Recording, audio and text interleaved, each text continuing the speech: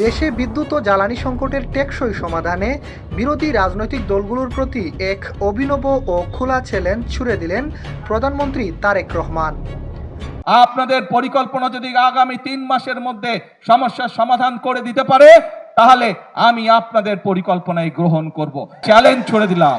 বাদ দেন 3 মাস, আরো 3 মাস আমি তাদেরকে দিলাম। যদি 6 মাসের মধ্যে তারা সমস্যার সমাধান করতে পারে, তাহলে তাদের প্রত্যেকটি পরিকল্পনা আমরা বাস্তবায়ন করব। বিরোধী দলকে রাস্তায় বসে ভাঙচুর ও বিশৃঙ্খলা তৈরির রাজনীতি বাদ দিয়ে দেশের কল্যাণে বাস্তবসম্মত পরিকল্পনা জনগণের সামনে তুলে ধরার আহ্বান জানান তিনি। রাস্তায় বসে ভাঙচুর করা, রাস্তায় বিশৃঙ্খলা তৈরি করার দিন শেষ, সেই রাজনীতি শেষ।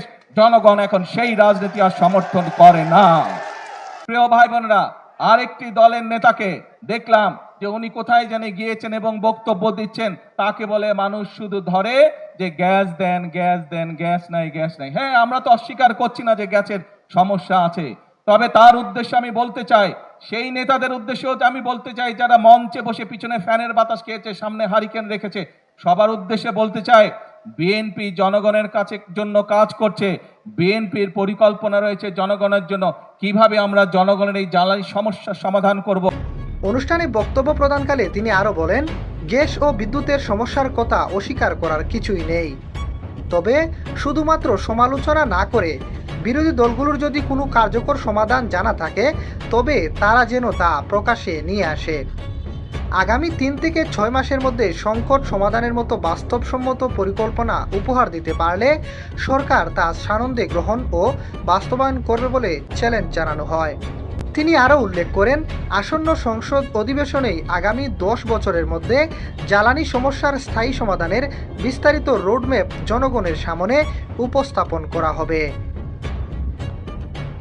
ইনশাআল্লাহ আগামী এই যে সংসদ 27 তারিখে শুরু হবে, এই সংসদে আমরা সংসদের মধ্যেই আমরা বাংলাদেশের জনগণের সামনে উপস্থাপন করব আগামী 10 বছর আমরা কিভাবে এই দেশের মানুষের জন্য জ্বালানি সমস্যার সমাধান করব, সেই পরিকল্পনা দেব।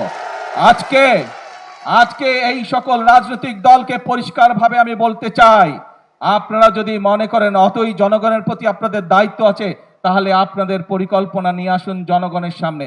আপনাদের পরিকল্পনা যদি আগামী 3 মাসের মধ্যে সমস্যার সমাধান করে দিতে পারে, তাহলে আমি আপনাদের পরিকল্পনায় গ্রহণ করব। তাদের প্রতি আমি চ্যালেঞ্জ ছুড়ে দিলাম।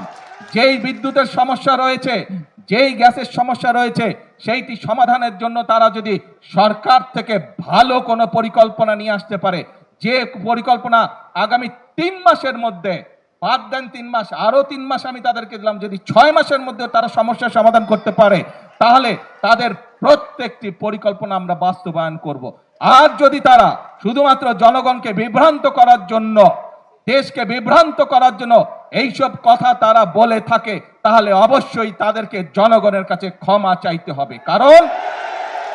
কারণ একজন রাজনীতিবিদ হিসাবে শুধু জনগণকে বিভ্রান্ত করা তার দায়িত্ব বা কাজ নয়, বরং একজন রাজনীতিবিদ হিসাবে জনগণকে ধৈর্য শেখানো এবং সঠিক পথ দেখানোই হচ্ছে একজন রাজনীতিবিদের কাজ।